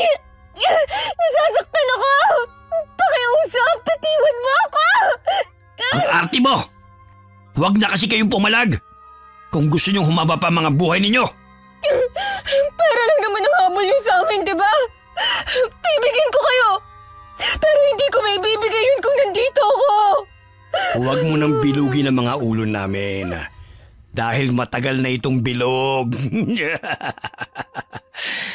Kahit magsisisigaw ka pa, walang makakarinig sa'yo rito. Hindi kayo makakatakas dahil walang nakakaalam sa lugar na ito. Nakasalbahe kayo! Pakawalan niyo kami rito! Teka! Saan niyo dadalhin si Dave? Manong, maawa na kayo! Huwag niyo siyang saktan! Itinulak ng isang lalaki si Joan sa madilim na silid. Tangi ang liwanag lamang ng buwan ang nagbibigay sinag sa madilim na paligid. Kinaladkad nila si Dave hanggang sa hindi na ito matanaw ng dalaga. Napahalukip-kip ito sa sulok ng silid dahil sa labis na takot at pangamba. Nangangatog ang buo niyang katawan dahil hindi niya alam kung anong kanilang sasapitin sa kamay ng mga kalalakihan. Sumilip siya sa pintuan upang tingnan kung anong ginagawa ng mga ito sa nobyo. Ngunit bumungad sa kanyang harapan ang isang lalaking nakatakip ng itim na tela ang muka. Saan kayo pupunta? Manong, nasaan ang kasama ko? Maawa na po kayo sa amin. Wala naman po kaming kasalanan sa inyo Huwag ka ng maraming tanong pa. Ang pinakaayaw ni boss ay maingay. Kaya tumahimik ka na dyan. Pero nasaan ang kasama ko? Anong ginawa niyo sa kanya? Bakit hindi ko na naririnig ang boses niya? Nagmamakaawa ako sa inyo. Pakawalan niyo na kami. Tumahimik ka! Bumalik ka sa loob! Huwag mo akong galitin dahil hindi ako magdadalawang isip na patayin ka! Lingid sa kalaman ni Joanna na dinala ng mga kalalakihan si Dave malayo sa gusali at pinagsasapok nito ang mga lalaki na dumukot sa kanila. Mga gunggong! Nilakasan niyo talaga yung pagpukpok sa ulo ko, no? Muntik pa ako mamatay sa ginawa niyo Pasensya na po, boss. Sabi kasi ni ma'am na gawin namin ang makatotohanan ng pagdukot sa inyo para matakot po yung babae. Oh, ano sabi ni Nancy sa inyo? Dito na muna raw yung babae niyan. Tapos ikaw ipahatid na lang sa mga tauhan ko. Palalabasin na dinala ka sa malayo. Sinira niyo pa yung cellphone ko, mga buwisit kayo! Pasensya na po, sir. Hindi ko sinasadyang maapakan kanina. O sige, umalis ka na nga sa harapan ko. Kundi lang ako nagpipigil kanina, pinatay na kita. Ang sakit ng noo ko Napatakip ng ulo ang lalaki gamit ang mga braso nito nang ambaan siyang susuntukin ng binata. Ilang sandali tumunog ang cellphone ng lalaki at gusto makausap ng tumatawag si Dave. Ilang sandali pa'y sumakay ng kotse ang binata at iniwan sa madilim at masukal na lugar na yon si Joanna kasama mga kalalakihan. Napalukip-kip sa sulok ng silid si Joanna hanggang sa masandalan niya ang maliit na pinto ng silid at nabuwal siya. Nasira ang maliit na pinto. Makakatakas na ako rito. Mabuti at may exit door ang kwartong pinaglagyan sa akin. Pero kailangan kong hanapin kung saan nila dinala si Dave. Narinig ng dalaga na may paparating kaya't dali-dali siyang gumapang palabas ng silid na yon. Ngunit nakita siya ng lalaki na tumatakas kaya hinabol siya nito. Hoy! Saan ka pupunta? Bumalik ka rito! Hinila nito ang paa ni Joan pabalik ng silid kaya't gano'n na lamang ang pagpupumiglas ng dalaga. Aray! Bitiwan mo ako! Hayop ka! Iisa mo pa talaga ako Ako mananagot kapag nakatakas ka. Kaya halika rito! Walang iya ka! Bitiwan mo ako! May nakapang bato si Joanna kaya't walang pag-aalin lang ang pinukpok niya yon sa ulo ng lalaki. Ngunit sinuntok siya nito sa sikmura dahilan na makaramdam siya ng sakit sa kanyang puso na. Naramdaman niyang nanghina ang lalaki dahil napuruhan niya ito sa ulo. Kinuha niya ang baril nito at itinutok niya yon sa ulo ng kalaban. Sinong nag-utos sa inyo na dukutin kami? Kung hindi ka magsasalita, masasabugin ko tong bungo mo! Huwag mong gawin yan. Inutusan lang kami. Maniwala ka. Sino nga ang nag-utos sa inyo na dukutin kami? Isa pa, nasaan na ang kasama ko? Sige, magsasalita na ako. Ilayo mo na yung baril. Baka mamaya makalabit mo pa yung gatilyo. Magsalita ka na kasi. Nanginginig na ang kamay ko. At hindi malayong maiputok ko tong baril sa ulo mo. Yung kapatid mo. Siya. Yung magandang babae at yung lalaking kasama mo. Pakiusap, huwag mo akong patayin. Inutusan lang nila kami kapalit na malaking halaga. Sino Nancy at Dave? Totoo ba yung sinabi mo, ha? Oo nga Kung ayaw mo maniwala, di wag. Basta ilayo mo na yung baril sa ulo ko. Nanginginig na itinutok ni Joan ang baril sa paa ng lalaki at ipinutok yun. Tinamaan sa binti ang lalaki, kaya't pumalahaw ito sa sakit. Nanlalamig ang katawan ni Joan na lumabas ng lumang silid na yun at tinahak ang madilim na daan upang tumakas. Ngunit hinabol siya ng mga lalaki nang makita siya ng mga ito. Lintik! Nakatakas ang babae! Tatanga-tanga talaga itong si Bob! Hala! Habulin niyo! Huwag niyong hayaan na makatakas dahil patay tayo kay boss! Ang dilim ng paligid! Hindi ko makita ang daan! Diyos ko! Hinahabol ako ng mga lalaki! Saan ako pupunta nito? Aray! Ang sakit ng pusod ko! Hoy! Babae! Kaisa ka man pumunta! Maharap ka pa rin namin! Mapapagod ka lang sa kakatak mo! Aray! Ang sakit ng balakang at pusod ko! Sandali! Parang may nakapakong basa sa binti ko! Dugo! Tinudugo ako! Kahit nakakaramdaman ng kirot sa puso at balakang, pilit na lumakad palayo si Joanna. Napasandal siya sa puno nang marinig niya ang sunod-sunod na putok ng baril na pinapakaulan ng lalaki at nagsisisigaw pa ito. Kaya tumakbo siya ng tumakbo kahit hindi niya alam ang patutunguhan. Bigla siyang napasigaw ng mahulog siya sa malalim na parte ng lupa at nagpagulong-gulong pababa. Nabitiwan din niya ang hawak na baril. Nagkanda sugat-sugat ang kanyang mukha dahil sa mga bato at mga sanga na kanyang nababagsakan. Natusok pa ang kanyang mata sa nakausling sanga. Nagdilim ang paningin ni Joanna at nawalan siya ng malay. Hanapin yung babaeng yun! Patay tayo kapag nakatakas yun! Malalim at mabato yung bilag sa kanya. Baka patay na nga yun eh. Hanapin nyo na lang! Ang dami nyo pang reklamo!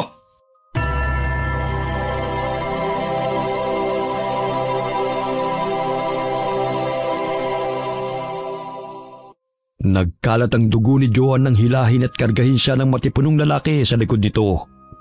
Pumapatak pa ang dugo na nagmumula sa kanyang mata sa lupa.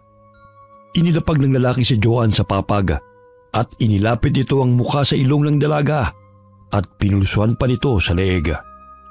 Sino ba naman yung dinala mo rito, Lando? Saan mo naman nakuha yan? Di ba sabi ko, huwag kang basta-bastang susugod sa mga baryo dahil mainit ka na roon. Marami naman tayong mga alagang itik at manok na maaari mong kainin kapag nagutom ka. Hindi ko po siya pinatay. Natagpuan ko po siya habang naghahanap ako ng hayop sa gubat. Hindi ko alam kung bakit siya naroon. Gamutin mo siya, Lola. Abay, unang beses na hindi ka natakam sa sariwan dugo at laman na. Buntis pa ang babaeng to. Pero dinudugo siya. Mukhang nakuda na siya. Mag-init ka ng tubig at dalhin mo rito ang mga halamang gamot ko para maagapan natin ang pagdurugo ng babaeng to. Sa hinuha ko mahigit 2 buwan na siyang buntis dahil naaamoy ko ang napakabangong sariwang dugo na lumalabas sa kanya. Ang ganda niya, Lola. Unang beses kong napansin na nahumaling ka sa babae. Noon dinadala mo rito para gawing pagkain. Gusto ko siya. Akin siya. Kunin mo muna ang bote na may sangkap na apdo at ipapainom ko yun sa kanya. Humihina na ang pulso niya at maaari siyang mamatay. Ibinuka ni Lola Aso ng bibig ng dalaga at pinataka ng malansang dugo na ibinabad sa apdo ng ahas. Umusal din ito ng orasyon. Dinilaan ni Lando ang tenga ni Joanna upang yang gawin ito sa pamamagitan ng paglaway sa tenga ng dalaga. Mga aswang ang maglola na nakatira sa gubat, bagamat isa ring manggagamot na aswang si Lola Asona. Maging ang matanday nagtaka sa kanyang apong si Lando na hindi nito pinatay ang dalagang natagpuan. Ako na lang po ang bahala maglinis sa duguan niyang katawan. Sinabi niyong buntis siya. Nariyan pa ba ang bata sa sinapupunan niya? Wala na. Ubos nang lumabas ang dugo. Malaki ang pinsala niya sa isang mata na maaari niyang ikabulag. Sa paligay ko'y tinapon ng babaeng yan doon matapos pahirapan. Ang dami niyang pasa sa katawan. Ang puti niya at maganda. Bilisan mo na ang pagpupuna sa kanya. Sa gayon mabihisan ko siya ng malinis na damit. Mamaya matunaw pa yan sa kakatitig mo Itatapal ko pa tong dinikdik na malunggay sa kanyang mata. Opo, Lola. Sino kaya may gawa nito sa kanya? Kawawa naman. Hindi lang ang mga kagaya nating aswang ang pumapatay. Maging ang mga normal na tao rin. Yung mga masasamang tao lang naman ang binibiktima ko, Lola Kahit na natatakam na ako sa kanya, hindi ko siya magawang kainin. Dahil alam kong kailangan niya ang tulong natin. May silbi rin ang pagsuway mo sa mga habiling ko paminsan-minsan. Kung hindi mo natagpuan ang babaeng to, natitiyak kong naubusan na siya ng dugo at tinangay na ng mababangis na mga hayop sa gubat. Mas mabangis pa ba sila kaysa sa akin? Malayo pa lang naamoy ko ng sariwang dugo. Kaya't inunahan ko na sila. Dampian mo ng tubig ang bibig niya para naman makainom siya kahit pa konti-konti. Malalim na bumuntong hininga ang lalaki habang nakatitig sa mukha ng dalaga. Ilang sandali kumilos ang dalaga at pilit na iminulat ang kanyang mga mata. Gising na po siya, Lola. Ay, mabuti naman kung ganon. Kunin mo ang tubig ng buko at ipainom sa kanya. Sino kayo? Pakiusap. Huwag niyo akong saktan. Aray, ang sakit ng buong katawan ko. Huwag mo munang piliting gumalaw. Marami kang natamong sugat lalo na yang sa isang mata mo. Buhay pa ako? Oo, Ineng. Mabuti na lang at tatagpuan ka ng aking apong si Lando. Aray, ang sakit ng puso at balakang ko. Ikinalulungkot ko, Ineng. Hindi na namin nailigtas ang batang nasa sinapupunan mo. Dahil sa dami ng dugo na lumabas sa'yo. Pinainom kita ng katas ng arukaw, kaya tumigil ang pagdurugo mo. Kung hindi, siguro maging ikaw hindi nakaligtas. Mga wala silang awa. Gusto nila akong patayin. Aray, ang sakit ng mata ko. Hindi ako makakita ng maayos. Huwag ka na munang masyadong kumilos dahil sariwa pa ang mga sugat mo. Malalim ang pinsala sa iyong mata. Ito pa ang buko. Sariwa pa to. Kapipitas ko lang nito kanina. Lumayo ka sa akin! Lola, papatayin niyo tayo! Huwag ka matakot sa kanya, Ineng. Siya ang aking apo na tinutukoy ko. Si Lando. Mabait naman siya kahit may katigasan ng ulo. May dala akong buko. Inumin mo to upang lumakas ka. Nanginginig ang katawan at naluluhang inilibot ni Joanne ang paningin sa paligid. Naroon siya sa kubo na gawa sa nipa at kahoy. Napalukip-kip siya sa sulok ng silid at napayakap sa sarili. Akin na muna yan, apo. Natatakot siya sa iyo kaya lumabas ka na muna. Siguro mga lalaki ang nanakit sa kanya. Sige ho, Lola. Kapag may kailangan kayo, tawagin niyo lamang po ako. Ikukuha ko na muna siya ng mga prutas sa gubat. Konti na lang kasi ang mga naimbak nating pagkain Nakapaglaga na pala ako ng itlog. Yun na muna ang kainin niya. Kumain ka na muna, Ineng, ha? Huwag ka matakot sa amin. Hindi ka namin sasaktan. Tumango ang dalaga at kinuhang baso ng buko na inabot ni Lola sa kanya. Unti-unti niya itong ininom at halatang uhaw na uhaw siya. Muli siyang humingi kay Lola Ason at halos 3 baso ng buko juice ang kanyang naubos. Ilang araw ang lumipas at unti-unting nakakalakad na si Joanna.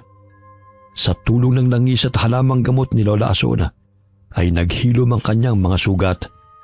Bagamat naroon pa rin ang malalim na peklat sa kanyang katawan, lalo na sa kanyang mukha. Kalahati ng pisngi niya ay halos kumulubot.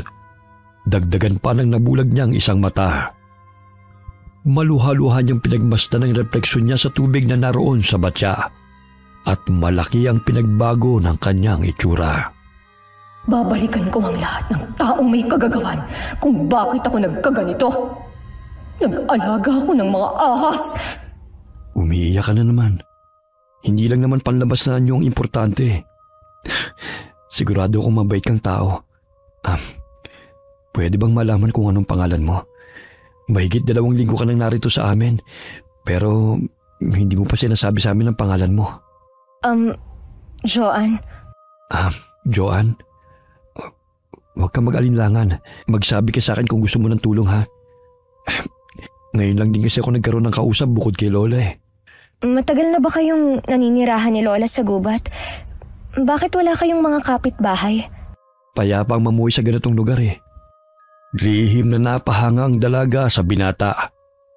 Moreno ito at hindi may pagkakaila na may kagwapuhan itong taglay. Kapag nabihisa ng maayos ay aangat ang gandang lalaki nito. Yun nga lamang ay punit-punit ang pantalon at ang damit nito na parang basahan. Buti naman kasa sa yung duster ni Lola. Pasensya ka na. Luma na yan Kapag nakabenta ko ng mga gulay at manok sa bayan, ibibili kita ng bago. Nako, hindi na. Ayos naman ako rito Hindi nyo na kailangan pang mag-abala pa o gumastos sa akin. Sapat nang kinupkup nyo ako at pinatuloy sa bahay nyo. Naalala mo ba kung saan ka nakatira? Hindi pa ito ang tamang panahon na bumalik ako ron. Kailangan ko pang magpalakas para harapin ang mga taong trumaydor sa akin. Huwag ka mag-alala, Joanne. Tutulong ako sa'yo. Mabutit nakakaalala ka pa sa kabila ng taas ng binagsakan mo. Kahit papanay sinuwerte pa rin ako. Babalikan ko sila at sisingilin sa lahat ng kinuha at atraso nila sa akin. Pati ang magiging anak ko'y pinagkaitan nila ng buhay. Ang tapang mo rin pala, Joanne. Bilib ako sa'yo. Hinagod ni Landong likod ng dalaga upang pakalmahin ito. Napansin niya ang galit sa mukha ni Joanne habang kuyom ang kamao nitong nakatingin sa kanya. Talaga bang tutulungan mo ako? Oo naman. Hindi mo na itatanong. Marami na akong itinumbang masasamang tao. Lalo na yung mga magnanakaw at mga halangang kaluluwa. Pinipigilan lang ako ni Lola eh. Natatakot kasi siya baka ikapahama ko yung ginagawa ko. Ayoko lang kasing may nakikitang naagrabyadong tao eh. Kahit ganito lang kami na mahirap. Matutulungan mo nga ako. Ayoko nang maawa sa kanila. Sila mismo ang nagturo sa akin kung paano maghiganti. Tama yan, Joanne. Huwag ka masyadong maging mabait sa mga taong paulit-ulit ka nang niloloko. Namimihasa eh. Ang dapat sa kanila, bigyan ng leksyon. Lahat naman may limitasyon eh. Kapag sobrang bait mo, mabilis kang mauuto. Kagaya ni Lola. Naloko siya ng tinuring niyang kaibigan. Sa kanya pinaako ang karumal-dumal na krimen na hindi naman siya may kagagawan. Bata pa lang ako noon. Mga 10 taon pa lang siguro. Nadatnan niyang naliligo sa sariling dugo ang pamilya na kanyang pinagsisilbihan. Nakita siya ng kapwa niya katulong na kinakarga ang bunsong anak ng kanyang mga among nakabulagta sa sahig. Kaya ayun, siya ang sospek sa krimen. At idiniin pa siya ng kaibigan niyang katulong din. Pero hindi siya may kagagawa nun, kundi ang mismo nagturo sa kanya. Dahil pinagnakawan ito ang kanilang amo. Kaya tumakas kami at napadpad sa gubat na ito. Masakit din pala ang pinagdaanan ni Lola. Kaya naitanim ko sa aking utak na kailangan magbayad ng tunay na salarin sa lahat ng krimen. Sa panahon ngayon, ang mga inosente pang nadidiin. Kaya inilalagay ko ng bata sa mga kamay ko. Sa gayon ay makaganti man lamang ako sa mga mapangmatang tao. Naputo ng kanilang pag-uusap nang tawagin sila ni Lola Asona. Inihain na nito ang pananghalian at luto na rin ang tinolang manok na niluluto nito. Ineng, kumain ka lang ng kumain ha. Huwag ka mahiya sa amin. Marami pa kaming alagang manok at itik. Masarap magluto si Lola. Tataba ka talaga kapag siya ang kasama mo. Salamat po Lola sa lahat ng tulong niyo sa akin ha. Balang araw, masusuklian ko rin po kayo. Naku, huwag mo lang isipin yun. Bukal sa puso ko ang tumulong, Ineng. Kabilugan ng buwan. Malalim na ang gabi, ngunit hindi mapakali si Joanne sa kanyang higaan. Nakaramdam siya ng init sa buo niyang katawan, kaya bumangon siya at tinungo ang kusina. Uminom siya ng tubig, ngunit hindi pa rin napapawi ang kanyang uhaw.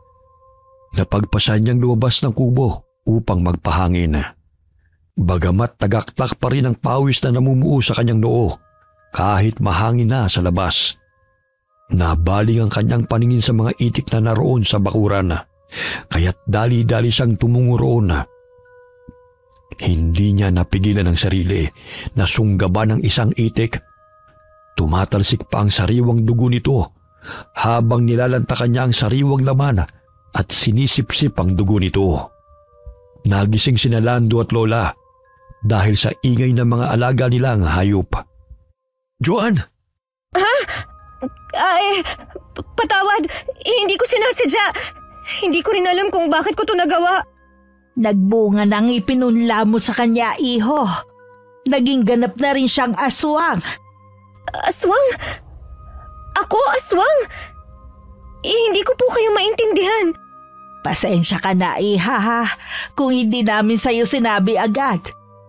Dinilaan ni Lando ang tenga mo upang yang gawin ka. Sa gayon mapapadali ang paggaling mo.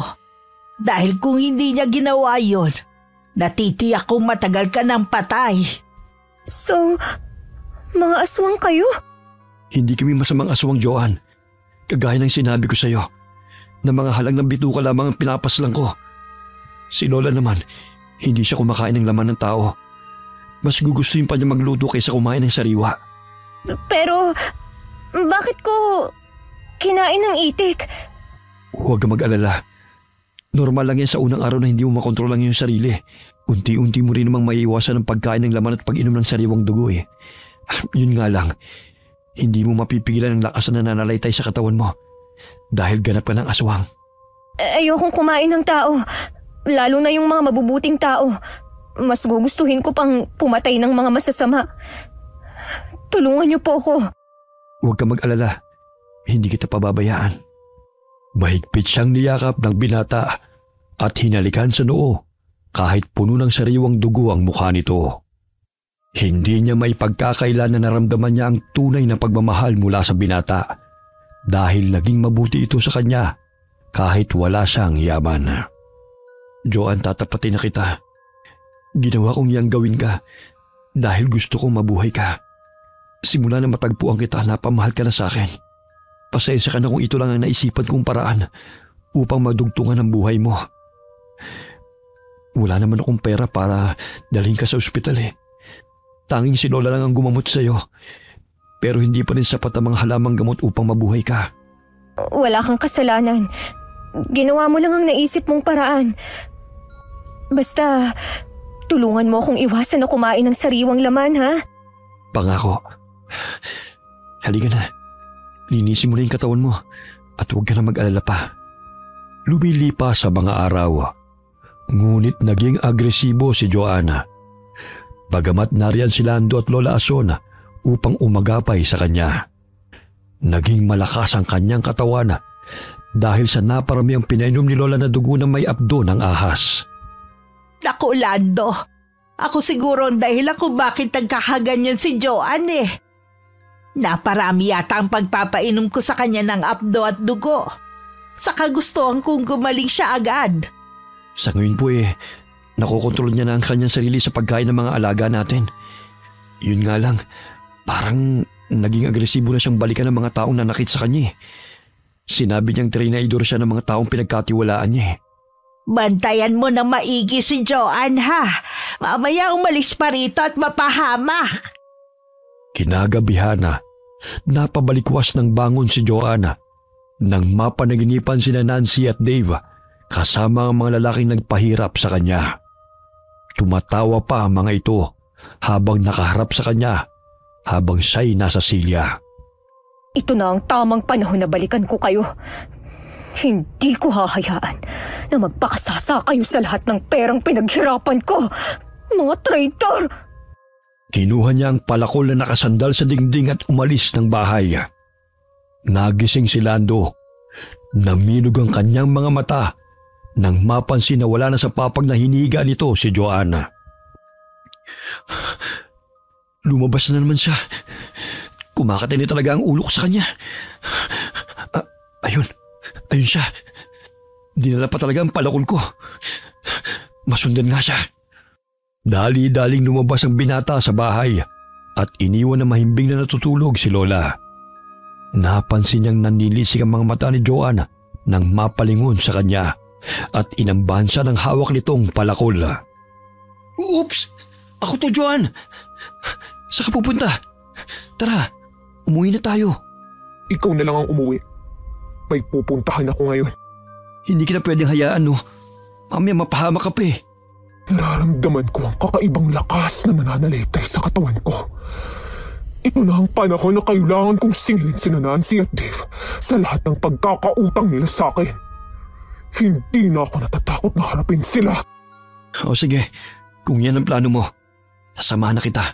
Hindi pwede mag-isa kang lumusob doon.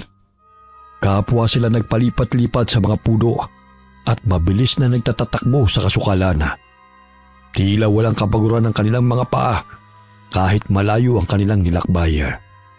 Nakarating sila sa mansyon kaya't napanganga si Lando nang makita ang malaking bahay sa kanyang harapan. Nandito na tayo. Halika na sa loob. Dito ka nakatira? Oo, bakit? Grabe, ang laki namang bahay nito. Hindi ka ba naliligaw sa loob? Hindi naman. Katulad sa gubat, kabisado na ang daan. Ay, oo nga naman. Halika na. Susurpresahin pa natin ang mga bagong nakatira sa mansyon. Doon tayo dadaan sa likod dahil may secret door doon na ako lang ang nakakaalam ng numero. Mabuti lang talaga hindi naapektuhan yung utak mo. Kaya naalala mo pa ang lahat. Kahit hindi ko alam ang secret door na sinasabi mo, sasama pa rin ako sa'yo. 5, 4, 6, 6, 5. Ayan, napindot ko na. Maya-maya ay bubukas na rin yan. Hindi tayo maaaring dumaan sa harap dahil may kwatsang bantay. Grabe naman ang pintuan nyo. Di pindot. Samantalang sa bahay namin, may tulak at kadena pa. Shhh! Huwag kang maingay. Baka may makarinig sa atin. Doon ka na muna sa kusina. Dahil wala namang pumupuntang tao dun sa ganitong oras. Dahil may kanya-kanyang refrigerator ang bawat silid. Ha? Ano naman yun? Ipapakita ko na lang sa'yo para hindi ka tanong ng tanong. Dahan-dahan silang pumunta sa kusina at binuksan ni Joanne ang refrigerator. Muntik nang mapasigaw si Lando nang makaramdam ng lamig at makita na ang daming lamang pagkain. Grabe ang lamig sa loob. Pwede bang matulog dyan? Ang dami pang pagkain. Siyempre hindi. Dahil magiging yelo ka kapag pumasok ka riyan. Kumuha ka na ng pagkain na gusto mo. Ito may alak. Mukhang masarap to ha. Nagpapakasarap talaga sila sa pera ko. Pwes, gugulatin ko sila. Tumito ka na muna ha. Ako na ang papanhik sa taas. Basta bumalik ka. Oo. Binuksan ni Lando ang bote ng alak at nilaklak yun. Nasarapan siya kaya inubos niya ang isang bote at muling kumuha sa loob ng refrigerator hanggang sa makaramdam siya ng pagkahilo. Ang lakas yata ng tama ng alak nito sa akin pero ang sarap. Sandali, may paparating. Kailangan ko magtago. Ay, bakit nandito sa mesa tong bote? Bakit wala na tong laman? Ay nako, ininom na naman siguro ng katulong. Siya siguro yung Dave na sinasabi ni Joanne. Mukhang hindi talaga mapagkakatiwalaan. Ang sabi niya walang pumupunta rito ng ganitong oras. Muntik na ako dun Ang bihira. Naku na lang to lalagay sa kwarto. Ang mahal pa naman ng alak na to tapos iinumin lang ng mga katulong. 5 to 2 na lang ang natira. Pailing-iling na lumakad si Dave paakyat ng hagdan. May nakita siyang nakatalikod na tao sa pag-aakalang ang katulong na kumuha ng alak ang naroon. Hoy! Ilang beses ko na sinabi sa inyo na huwag kayong kumuha ng pagkain at inumin sa ref. Hindi pa kayo nakontento sa binibigay ko sa inyo? Magnanakaw pa talaga kayo, ha? Magnanakaw? Sino kaya ang magnanakaw sa atin? Sino ka? Paano ka nakapasok dito? Huwag kang lalapit, babato ko tong alak sa'yo. Dave, huwag kang matakot. Ako lang naman ang babaeng gusto niyong patayin para maangkin niyo ng mahal kong pinsan ang lahat ng pagmamay-ari ko. Buhay ka pa palang hayop ka. Iniyakan pa kita sa pag-aakalang pinatay ka ng mga lalaking dumukot sa atin. Joanne, ikaw ba yan? Bakit natatakot ka? Dapat nga maging masaya ka sa pagbabalik ko, di ba? Dahil magsasama ulit tayo. Pero bakit ganyan ang itsura mo? Ang pangit, tsaka hindi na kita makilala. Kayo ang may kagagawan kung bakit ako nagkaganito. Malas niyo lang at nakatakas ako at nakaligtas. Ngayon, babawiin ko ang lahat ng sakin. Maging ang batang nasa sinapupunan ko'y pinagkaitan niyo ng karapatang mabuhay. Papatayin ko kayo. Lahat kayong nagpahirap sa akin. Bitiwan mo yung palakol, John. Pakiusap. Maghunos dili ka.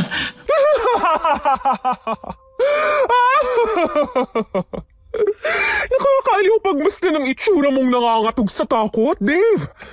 Titigan mo ang mukhang ito. Dahil ito ang sanhi ng kasakiman niya. Nag-alaga ako ng ahas sa pamamahay ko na siyang tutok lang sa akin. Pues, babaliin ko yung mga buntot niyo at mga pangil! Binato ni Dave ang hawak nitong bote patungo sa aswang na si Joanna. Bagamat hinampas niya yon gamit ang palakol, dahilan na mabasag ito.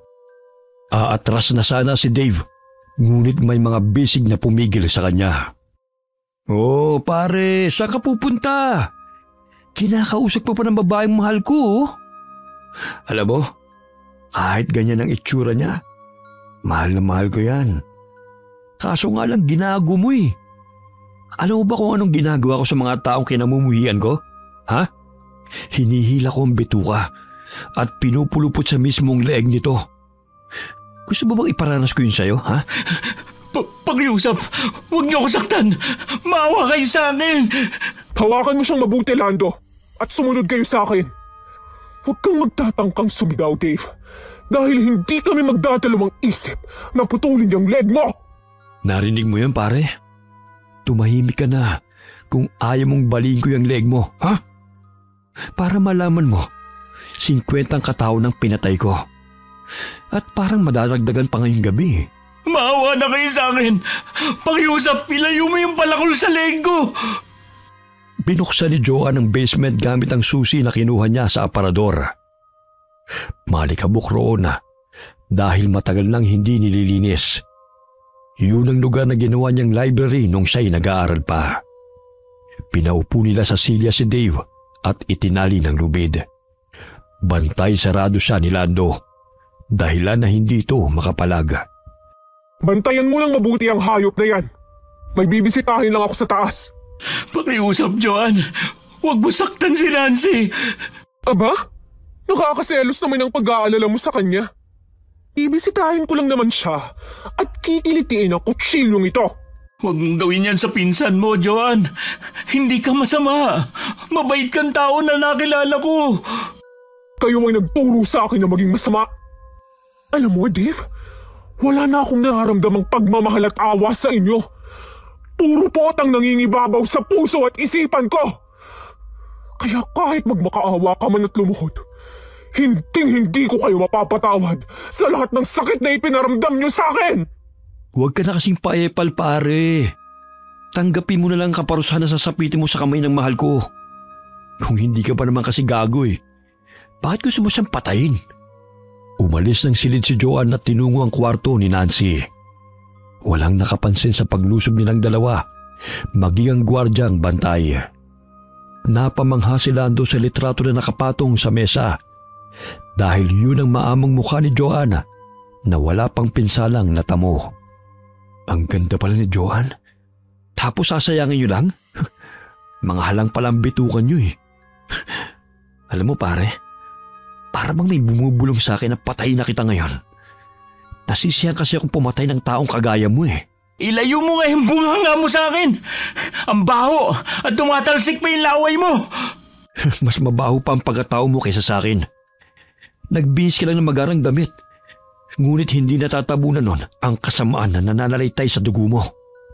Samantala, binuksan ni Joanne ang kwarto at kinuha ang cellphone na nakalapag sa ibabaw ng mesa at inilagay sa bulsa. Maya-maya'y nagising si Nancy nang maramdamang may nakatanaw sa kanya at humahawi sa kanyang buhok habang natutulog. Babe? Sino ka? Lumayo ka sa akin! Nasaan si Dave? Oh, Nancy! Bakit nagulat ka? Ang sarap naman ang buhay mo rito, no? Kumusta naman yung pakiramdam na magpakasasa ka sa pera na hindi mo pinaghirapan? Sino ka? Anong kailangan mo sa akin? Ang bilis mo namang makalimot.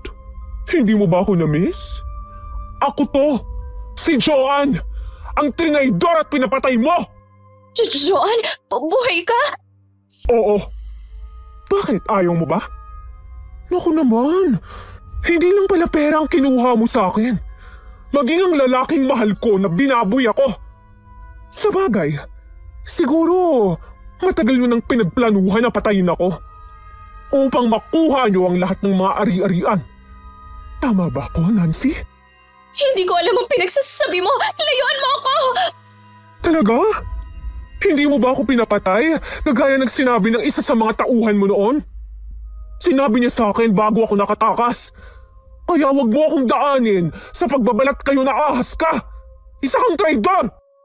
Malakas na sinampal ni Joanne si Nancy, kaya't napasubsob ito sa dingding. Nilapit ng aswang na si Joanne ang kanyang pangit na mukha sa mukha ni Nancy upang makita nito ang ginawa nito sa kanya. Tingnan mo ang mukha ko! Ito ang resulta ng pagtatraidor niyo sa akin! Ngayon mo sabihin na wala kang kasalanan sa lahat ng nangyari! Maging ang anak ko'y nawala dahil sa kahayupan niyo ni Dave! Mga sakim at walang kasing sama! Aray! Bitiwan mo ako! Hindi ka pa maaamin sa lahat ng kasamaan mo! Gusto mo bang mabuhay pa o si Dave? Pakiusap, huwag mong saktan si Dave. Oo na, ako nagpapatay sa'yo para mapasakin ang pera. Ngunit pinagsisisihan ko na lahat ng ginawa kong kasalanan. Pakiusap, Joanne, patawarin mo ako. Gusto mo lumuhod ako sa harapan mo para mapatawad mo lang ako. Malakas na tinadyakan ni Joanne si Nancy. Dahilan para mabuwal ito sa sahig. Hindi na ito nakaramdam ng awa kahit anong iyak ng babae, sapagkat peke ang lahat ng pinapakita nito sa kanya. Lingid sa kalaman ni Nancy na nirecord ni Joanne ang lahat ng kanilang pag-uusap sa mismong cellphone nito at ipinadala kay Atty. Cruz. Dinala nila sa basement si Nancy kasama si Dave at doon hinintay nila ang pagdating ni na attorney kasama mga kapulisan. Nanginginig sina Dave at Nancy na nakatali sa basement. Hindi makapaniwala si attorney na makita ang mukha ni Joanne sa ganong ayos. Bagamat sigurado siyang si Joanne yun dahil nakikilala pa naman niya ang kalahati ng mukha ng dalaga. Mahigpit niya itong niyakap dahil sa hindi makapaniwala na buhay pa ito. Nanumbalik sa normal na anyo si Joanne at umiiyak na humarap sa matandang abogado. Agad na hinuli ng pulis sina Dave at Nancy sa patong-patong na kaso. Noon pa man malakas ang pakiramdam ni attorney na may kinalaman si Nancy sa pagkawala ni Joanne. Bagamat hindi lamang niya ito madiin dahil wala siyang matibay na ebidensya. Saan niyo kami dadalhin? Mamang pulis, wala ho kaming kasalanan. Baliw ang babaeng yan. Hindi po namin siya kilala.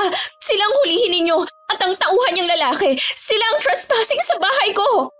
Magpapiyansa kami at kayo ang pakukulong namin! Kausapin mo na lang ang rehas, pare. Sigurado akong pakikinggan ka na mga yon. Magdasal ka na ngayon. Dahil hindi ka na patatawarin ng mga preso sa bilibid. Sisiguraduhin kong hindi kayo makakalaya pa! Ay, ano ba? Bitawan niyo ako! Nilitis ang kaso laban kina Dave at Nancy. Nagsilabasan din ang mga taong inutusan nila na dukutin si Joanne sa takot at konsensya. Hinatulan ng frustrated murder, estafa at kidnapping ang dalawa at napatawan ng parusa na habang buhay na pagkakakulong. Maging ang mga lalaking sangkot sa pagdukot ay kinulong. No, hindi maaari ito, attorney. Aapela kami. Gumawa ka ng paraan upang makalabas kami rito. Ikaw babae ka, sisiguraduhin kong papatayin na kita kapag nakalabas ako rito. Hindi lang kalahating mukha mong sisirain ko. Yun ay kung makakalabas ka pa. Himasin mo na lang ang mga rehas. Kung noon, matipunong katawan ni Dave, ngayon, magdusa ka! Wisit kang babae ka! Papatayin kita! Lumakad palabas ng Hall of Justice si Joanne kasama sina attorney, Lando at Lola Asona. Ngunit umiiyak na lumuhod sa kanyang harapan si Dave na nagmamakaawa. Joanne, alam kong hindi mo ako mapapatawad sa lahat ng kamaliang ginawa namin sa'yo. Patawarin mo ako. Maging sa buhay ng ating anak na nawala dahil sa kahangalang ko at nasilaw sa salapi. Haharapin ko ang parusa sa akin. Sana balang araw, mapatawad mo ako. Walang salita na kumawala sa bibig ng dalaga. Kagaya ng peklat sa kanyang mukha. Naghilo man ang sugat, ngunit hindi nawala ang marka na dulot ng kasakiman at pagiging makasarili ng dalawa. Ang laki ng pera na nakulimbat ni Dave at Nancy. Kung hindi ako bumalik, siguro tuluyang nalugi na ang negosyo na ipinamana sa akin ni Mommy Trinidad. Ang laki ng mansyon na tinitirhan mo, Joanne. Mamimiss ka namin ni Lola. Paanong mamimiss? Magkakasama na tayong titira dito sa mansyon. Talaga? Naku naman. Huwag ka mag-alala. Ako na ang bala sa mga tanim sa hardin. Si Lola ang tagaluto natin. Hindi ka naman siguro susumpungin ng pagiging aswang. Sa tuwing makakaramdam ka ng init ng katawan, pumasok ka na lang sa refrigerator para malamigan ka. Ikaw talaga. Akala ko noon napakaseryoso mo. Ang kulit mo rin pala. Muling naging seryoso ang mukha ni Lando at inilapit ito ang mukha sa dalaga at hinalikan niya ito sa labi. Kahit hindi ko pa man alam kung sino ka o anong tunay mong pagkatao, napamahal ka na sa akin, Joanne. Hindi ko kailangan ng maraming pera para mabuhay. Ang mahalin kay sapat na sa akin dahil sanay naman ako sa hirap eh. Sa'yo ko naramdaman ng tunay na pagmamahal, Lando.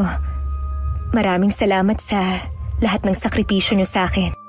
Tutulungan kita sa abot ng aking makakaya, mahal ko. Bakalipas ang 1 taon na, ikinasal na sina Lando at Joanna. Unti-unti nilang binangon ang negosyong pinalugi ni Nancy at Dave. Samantala, naging masalimuot ang buhay ni Nancy at Dave sa loob ng kulungan. Si Nancy ang naatasan sa paglilinis ng banyo. Bugbog ang inaabot niya sa tuwing hindi niya nagagawang inuutos ng mga preso. Salungat sa buhay na tinatamasa ngayon ng pinsan niyang si Joanna, na masayang namumuhay kasama ang asawa nitong si Lando, na isang aswang. Okay, sana po nagustuhan niyo ang kwento natin ngayon. Shoutout po tayo kay Ann Loisis. Welcome Ann sa Ingkong Channel. Hi kay Joy Marie Teves from Hong Kong. Hi kay Pangga from National Center for Mental Health. Shoutout kay Angie at Felia Mawak family. Kamusta po kayo? Hi kay Sally Albino from Kawayan City, Isabela. Hi kay Chloe Abalos from Riyadh, Saudi Arabia. Hi kay MGS14. Hi kay Corazon Cacalda from San Mateo, Rizal. Happy birthday kay Kyle Andre, galing kay Mami Aiko from Bahrain. Hi kay Michael Rivera. Hi kay Henry Vargas from Calbayog City, Samar. Hi kay Cliven Dubalan. Hi kay Nel Bilin Omusura from Buena Vista, Agusan del Sur. Hi kay Jose Casabuena from Iloilo. Alright, maraming salamat po and God bless all of you.